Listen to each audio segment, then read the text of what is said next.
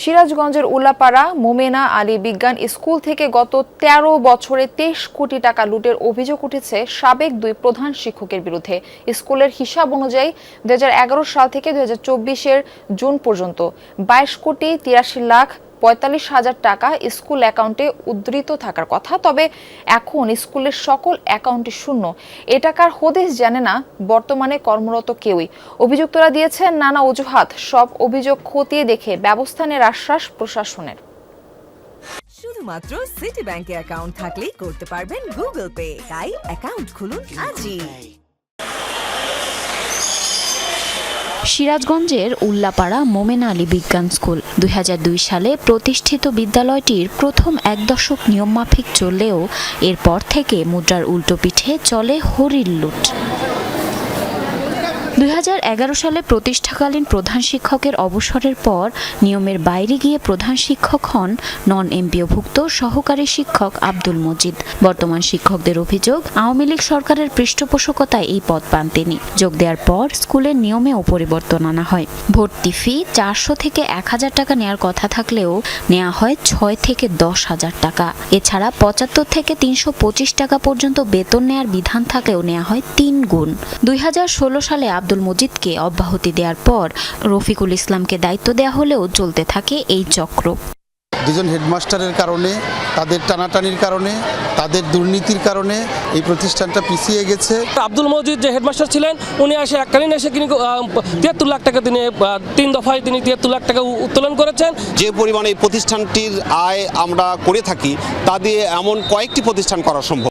স্কুলের হিসাব শাখার হিসেব অনুযায়ী ২০১১ সাল থেকে ২০২৪-এর জুন পর্যন্ত সকল খরচ বাদে ২২ কোটি ৮৩ লাখ ৪৫ হাজার টাকা স্কুল অ্যাকাউন্টে উদ্ধৃত থাকার কথা। তবে এখন স্কুলের সকল অ্যাকাউন্টই শূন্য। এই টাকার হদিস জানেন না বর্তমানে কর্মরত কেউই।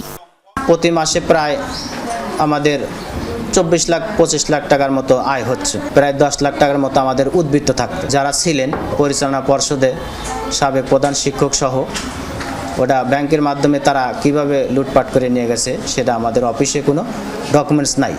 এ বিষয়ে প্রশ্ন করা হলে অভিযুক্ত দুই শিক্ষকই দেন নানান অজুহাত। বলেন এর সাথে জড়িত ছিলেন আরো অনেকে। ১১ কোটি টাকা জেলে আছে রকিব সাহেব। এই টিচারদের মধ্যে দুইজন জড়িত, যার জন্য এটা তদন্ত করতে গিয়ে তো তাদের মধ্যে অস্থিরতা বিরাজ করছে। তার টাকাটা নিয়ে আর উজ্জ্বল নিয়ে গেছে। মিঠুর হাত থেকে উজ্জ্বল নিছে, উজ্জ্বল ২.৫ লাখ করে।